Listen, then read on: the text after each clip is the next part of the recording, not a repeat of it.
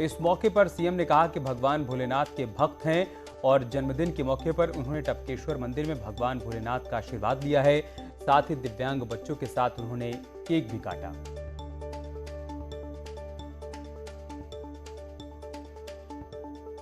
नहीं, मैं बहुत पहले से ही टपकेश्वर महादेव पर आता रहा हूँ और चूँकि आज मेरा जन्मदिन भी है तो भगवान भोलेनाथ हमारे आराध्य देव हैं।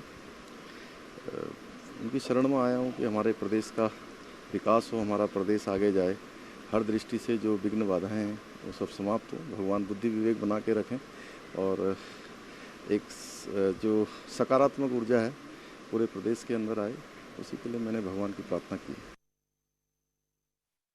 सीएम धामी के जन्मदिन के मौके पर पीएम मोदी ने ट्वीट कर उन्हें बधाई दी है। पीएम मोदी ने कहा है कि उत्तराखंड के युवा और ऊर्जावान मुख्यमंत्री पुष्कर धामी को जन्मदिन की बधाई। पदभार ग्रहण करने के बाद से वे राज्य के विकास के लिए अथक परिश्रम कर रहे हैं। उनकी विनम्रता के लिए उनकी प्रशंसा की जाती है। समाज की सेवा में उनके लंबे और स्वस्थ जीवन की प्रार्थना करते हैं।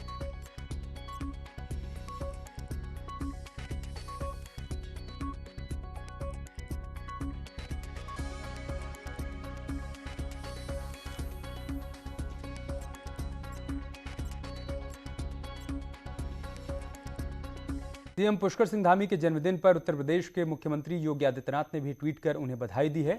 उन्होंने कहा है कि देवभूमि उत्तराखंड के मुख्यमंत्री पुष्कर धामी जी को जन्मदिन की हार्दिक बधाई। प्रभु श्री राम से आपके उत्तम स्वास्थ्य, सुदीर्घ, सफल व सुयशपूर्ण जीवन की कामना है। प्रभु की कृपा से आपके नेतृत्व में उत्तराखंड राज्य प्रगति के नित्य नवीन मानक स्थापित करता है।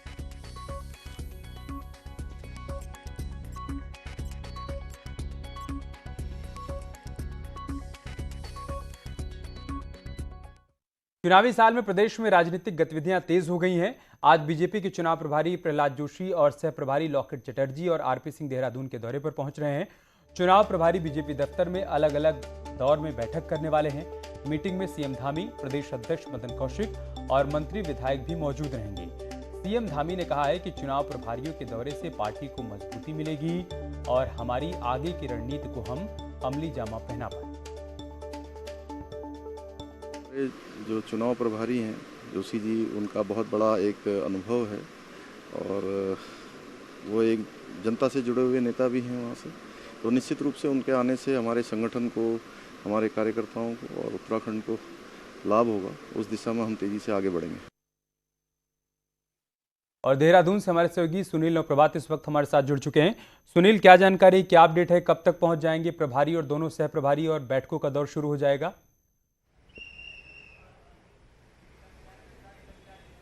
देखिए अमित, अब से कुछ देर बाद जो चुनाव प्रभारी हैं तीनों लोग, केंद्रीय मंत्री प्रहलाद जोशी, इसके अलावा सरदार आरपी सिंह और जो सांसद हैं सह प्रभारी लॉकेट चटर्जी, वो 10:30 पर उनका जौलीग्रांट एयरपोर्ट पर पहुंचने का कार्यक्रम है। उनकी अगवानी के लिए खुद मुख्यमंत्री पुष्कर धामी जौलीग्रांट एयरपोर्ट पहुंचे हैं। इसके अलावा बीजेपी के प्रदेश अध्यक्ष मदन कौशिक और प्रोटोकॉल मंत्री धन सिंह रावत भी जौलीग्रांट पर पहुंचे हैं। तो अब से कुछ देर बाद उनका जो हेली है वो लैंड करेगा और उसके बाद करीब जौलीग्रांट से और देहरादून तक 10 स्थान ऐसे बनाए गए हैं जहां पर उनका भव्य स्वागत किया जाएगा।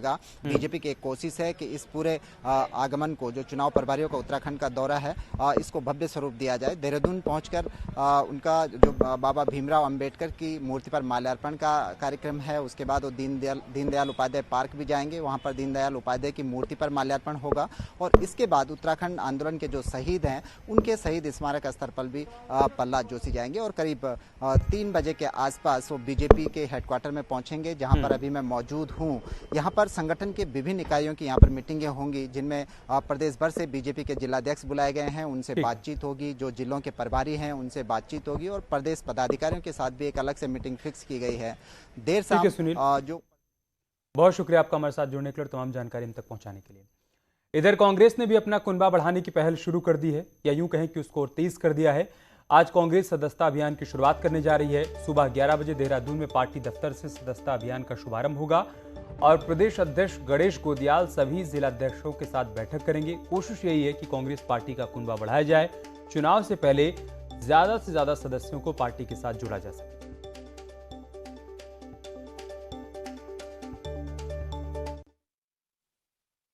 इधर सूरतराम नौटियाल की घर वापसी होने जा रही है। वो आज देहरादून में बीजेपी ज्वाइन कर लेंगे। उत्तरकाशी की गंगोत्री सीट पर सूरतराम नौटियाल जाना पहचाना नाम है। 2017 में टिकट नहीं मिलने पर उन्होंने पार्टी छोड़ दी थी और बतौर निर्दलीय प्रत्याशी लड़े थे। अब नौटियाल की वापसी हो रही है।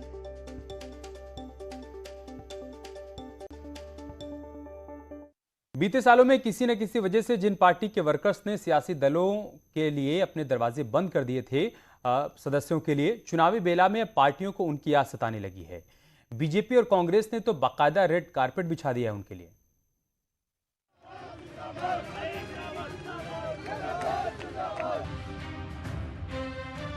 दो 2017 के विधानसभा चुनाव के बाद लोकसभा चुनाव, नगर निगम, नगर पालिकाओं के चुनाव, तीन विधानसभा उपचुनाव समेत कई मौके ऐसे आए जब चुनाव में उतरे बीजेपी और कांग्रेस ने पार्टी के विरोध में काम करने का आरोप लगाते हुए कई कार्यकर्ताओं को पार्टी से चलता कर दिया।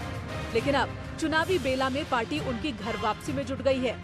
बीजेपी ने तो अकेले टिहरी में 2 दर्जन पार्टी वर्कर्स को निकाय चुनाव में बाहर का रास्ता दिखाया था और अब अपने सभी जिलाध्यक्षों को ऐसे कार्यकर्ताओं को बिना शर्त घर वापसी कराने को कह रही है।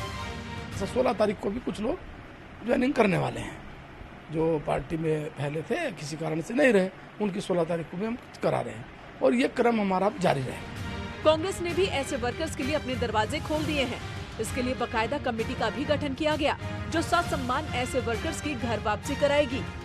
और जब दौर चला है बड़े नेताओं का एक दूसरे पार्टी में आने का, तो ये तो बेचारे छोटे कार्यकर्ता हैं जो कि जड़ें हैं, कांग्रेस पार्टी की जो जड़ें हैं, तो उनके आने से जड़ें और मजबूत होंगी। तो मेरा ये मन है कि हम ऐसे कार्यकर्ताओं को, जो जिला स्तर के ऐसे कार्यकर्ता हैं वो आना चाहते हैं, उनको सबको हम वापस लेंगे। गुरुवार को बीजेपी देहरादून में कई नेताओं की घर वापसी कराएगी, तो वहीं कांग्रेस भी जोर शोर से तैयारियों में जुटी है। देहरादून से न्यूज़ 18 के लिए सुनील नौप्रभात की रिपोर्ट। इधर राज्यसभा सांसद अनिल बलूनी ने केंद्रीय सूचना एवं प्रसारण मंत्री अनुराग ठाकुर से मुलाकात की है। मुलाकात के बाद अनिल बलूनी ने बताया है कि उत्तराखंड के लिए प्रतिष्ठित FTII यानी कि film and television institute of India Pune के सेंटर के लिए सैद्धांतिक स्वीकृति मिल गई है। इस संस्थान के माध्यम से उत्तराखंड की मेधावी प्रतिभाओं को तराशने और निखारने का मौका मिलेगा।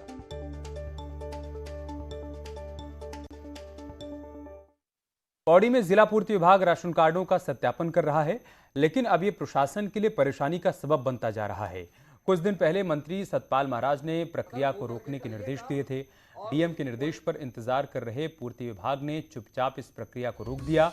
वहीं डीएम का कहना है कि सत्यापन कार्य चल रहा है, लेकिन शासन का आदेश आते ही कार्य रोक दिया जाए। 1-2 दिन से तो कोई कार्य में क्षेत्र में कोई कार्य हो नहीं रहा है। जी। अच्छा, और ग्रामीण क्षेत्रों में भी अभी इसका मेरी कोई इन्फॉर्मेशन नहीं है कि कार्य चल रहा है या रुका हुआ है। सत्यापन कार्रवाई कर रहे हैं। वर्तमान में ये कार्रवाई जो है जैसे शासन का निर्देश था उसके क्रम में संचालित हो रही थी। माननीय मंत्री जी का समीक्षा बैठक के दौरान उन्होंने इस बारे में चर्चा किया, तो उन्होंने निर्देश दिया है कि वर्तमान में शासन स्तर से इस पर रोक लगाने की कार्रवाई हो रहा है। जैसे निर्देश प्राप्त हो जाएगा उसके अनुसार कार्रवाई। हरिद्वार में बदमाशों ने देर रात बाइक सवार 2 बदमाशों ने घर जा रहे एक दुकानदार को गोली मार दी और उससे कैश लूटकर फरार हो गए। घटना सिडकुल थाना क्षेत्र के इंद्रलोक कॉलोनी के पास की है। वारदात से इलाके में सनसनी फैल गई और पुलिस को सूचना दी गई। सूचना पाकर पुलिस मौके पर पहुंची और घायल को अस्पताल में भर्ती करवाया गया। घायल की गंभीर हालत को देखते हुए उसे बाद में जौली ग्रांट रेफर कर दिया गया। फिलहाल पुलिस सीसीटीवी फुटेज के आधार पर बदमाशों की तलाश कर रही है। लगी है के-मार्ट के सामने इंद्रलोक कॉलोनी में। जेठ है मेरे जिनको गोली लगी है, उनके पास एक बैग था वो छीना गया है और बाइक पे सवार थे जो लोग थे जिन्होंने गोली मारी है। करीबन 9:30 बजे की घटना है कि सूचना मिली थी कि एक व्यक्ति को यहाँ पे जो ये इंद्रलोक कॉलोनी सिडकुल थाना क्षेत्र में है कि उसको गोली मारी गई है, तो उसी में उसको तुरंत ही हॉस्पिटल भिजवाया गया है। तो अभी उसका इलाज चल रहा है और बाकी सीसीटीवी फुटेज वगैरह और बाकी चेक किया जा रहा है और उसमें कार्रवाई की जा रही है। एक बड़ी खबर देहरादून से है। 12 लाख का गांजा बरामद किया गया है। गांजे के साथ एक आरोपी को गिरफ्तार भी किया गया है। बिहार से तस्करी कर गांजा लेकर आया था, देहरादून में बेचने की फिराक में था। एसटीएफ ने हर्रावाला से उसे गिरफ्तार कर लिया। गांजा तस्कर को गिरफ्तार कर अब उससे पूछताछ की जा रही है।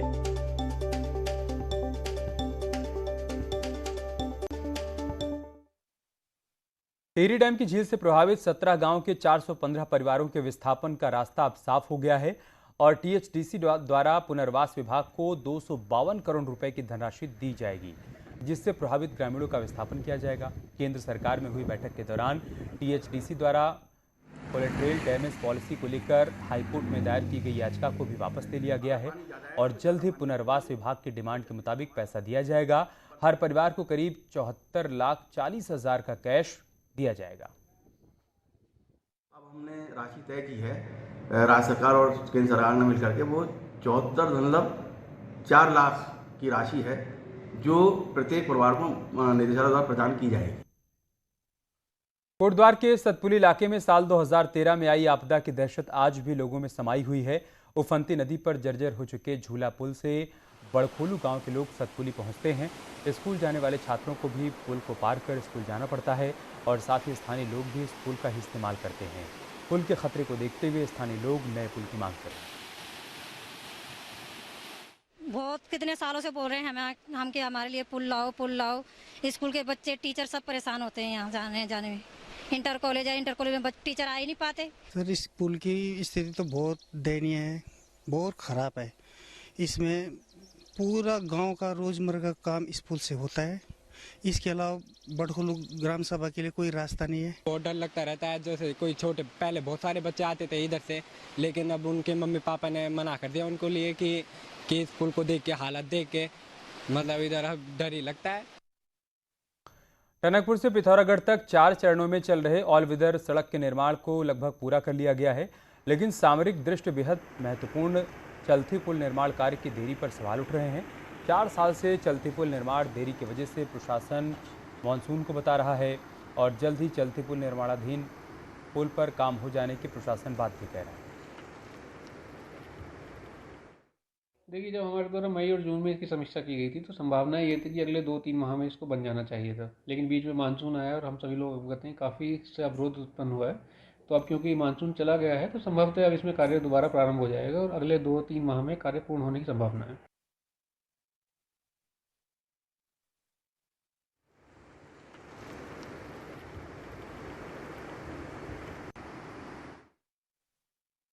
और अब खबर रामनगर से, जहां पर रेलवे स्टेशन पर पानी के ओवरहेड टैंक में कोबरा सांप घुसने के बाद हड़कंप मच गया।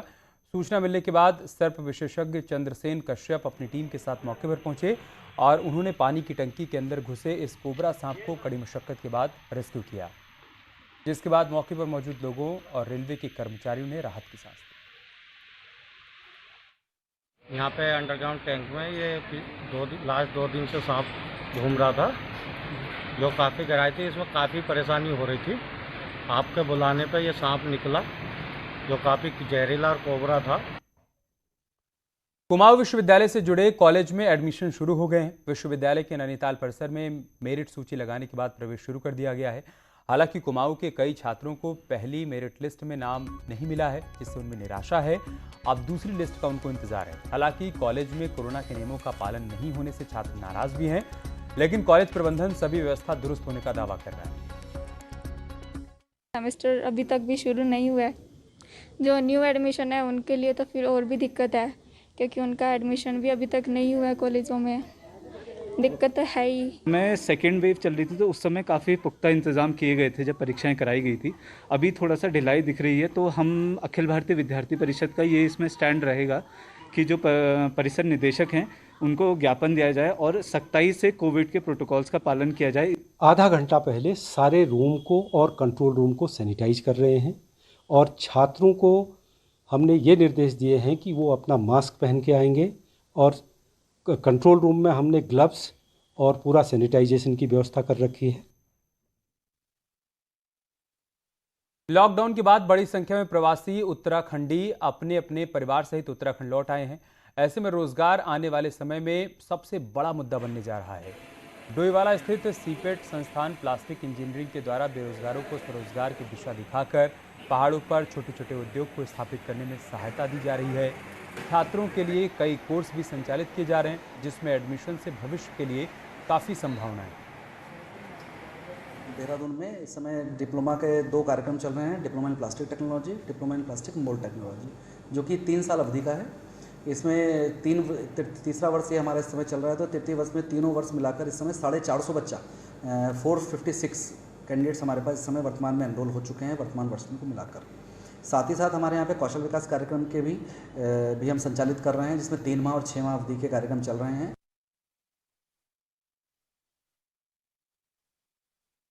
रुक रहे हैं छोटे से ब्रेक के लिए, जल्द लौटेंगे कुछ और खबरों के साथ।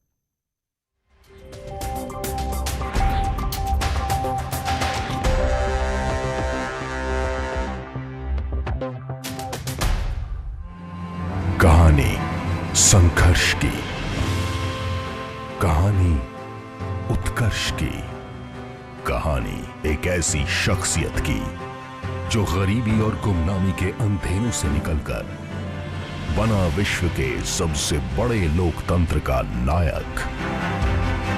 कौन है ये व्यक्ति? मैं Narendra Damodar Das Modi. Modi, the untold story. संदिग्धों को गिरफ्तार किया, संदिग्ध युवकों से तमंचा चोरी की बाइक बरामद की गई। सहारनपुर पुलिस ने बीते 6 महीने में 6000 से ज्यादा अपराधियों को जेल भेजा, 108 अपराधी जिला बदर किए गए, 96 पर की गई गैंगस्टर के तहत कार्रवाई। संभल में लाइव पिटाई का वीडियो वायरल हुआ, घर बुलाकर युवक पर लाठी डंडे बरसाए गए, महिला से अश्लील बात करने के आरोप में पिटाई। शाहजहांपुर पुलिस ने अंतर जनपदीय गिरोह के 3 अफीम तस्करों को गिरफ्तार किया, उनके पास से 11 करोड़ की अफीम जब्त। पीलीभीत में पुलिस ने चरस की तस्करी करने वालों को गिरफ्तार किया, 3 चरस तस्कर गिरफ्तार किए गए, इनके पास से 1450 ग्राम चरस बरामद। आगरा में ससुर की हत्या के आरोप में दामाद समेत 4 लोग गिरफ्तार, एतमादपुर में फ्लाईओवर पर बाइक से जा रहे ससुर की दामाद ने की थी हत्या। आजमगढ़ के निजामाबाद में 5 दिन पहले युवक की हत्या कर जंगल में शव फेंकने के मामले का खुलासा, पुलिस ने 3 आरोपियों को गिरफ्तार किया। चंदौली के मुगलसराय में बदहवास हालत में मिली नाबालिग लड़की, 3 लड़कों पर अपहरण कर गैंगरेप का आरोप। मुजफ्फरनगर के नगर कोतवाली इलाके में इंडिया ओवरसीज बैंक में गार्ड की बंदूक जमीन पर गिरने से चल गई गोली, महिला समेत 3 लोग घायल हुए। आगरा में अहमदौला इलाके में पुलिस ने 6 सट्टेबाजों को गिरफ्तार किया। सोनभद्र के मधुपुर घोरावल रोड पर बीच सड़क लगे बिजली के खंभे से टकराए बाइक सवार 2 दोस्तों की मौत, सड़क चौड़ीकरण में लापरवाही की वजह से हादसा।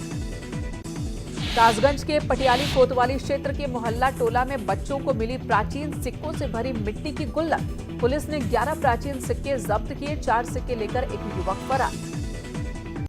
गोड्डा में ग्राम न्यायालय का विरोध कर रहे वकीलों ने कोतवाल के साथ बदसलूकी की, हाथापाई भी की, शहर कोतवाली के लखनऊ रोड पर वकीलों ने लगाया जाम।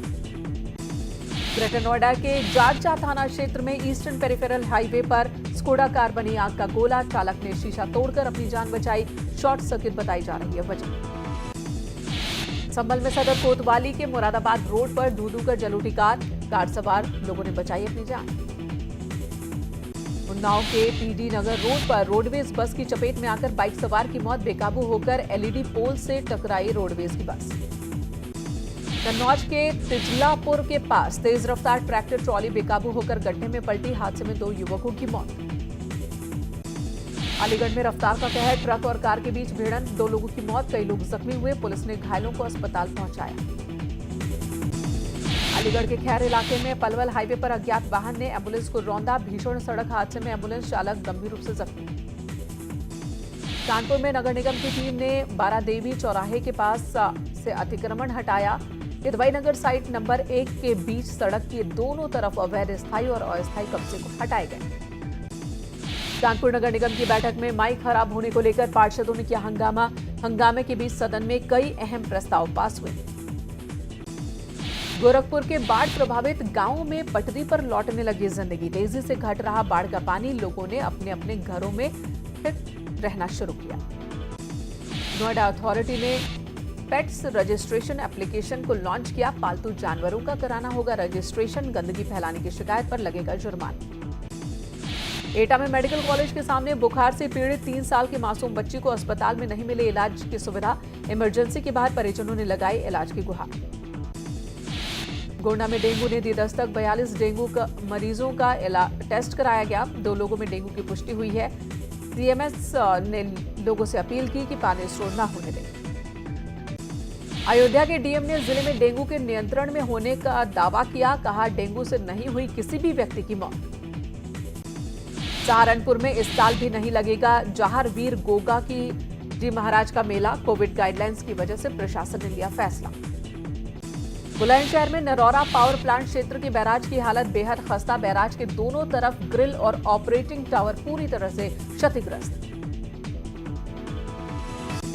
बुलंदशहर में कलेक्ट्रेट के गेट पर किसान नेताओं ने डॉक्टर्स के खिलाफ धरना प्रदर्शन किया।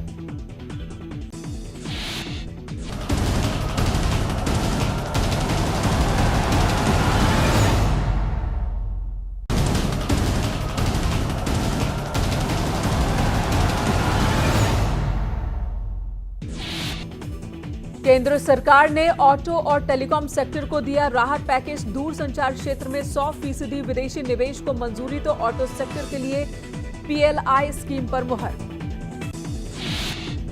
यूपी के ग्रामीण इलाकों में 692 सड़कों का लोकार्पण। सीएम योगी ने दी 4130 करोड़ की सौगात। कहा, सड़कें ग्रामीण अर्थव्यवस्था की रीढ़। इस न्यूज हेडलाइंस के प्रायोजक पेट सफा आयुर्वेदिक जूस। पेट सफा, हर रोग दफा।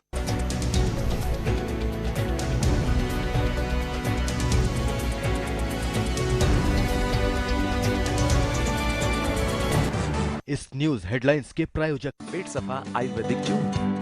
पेट सफा, हर रोग दफा।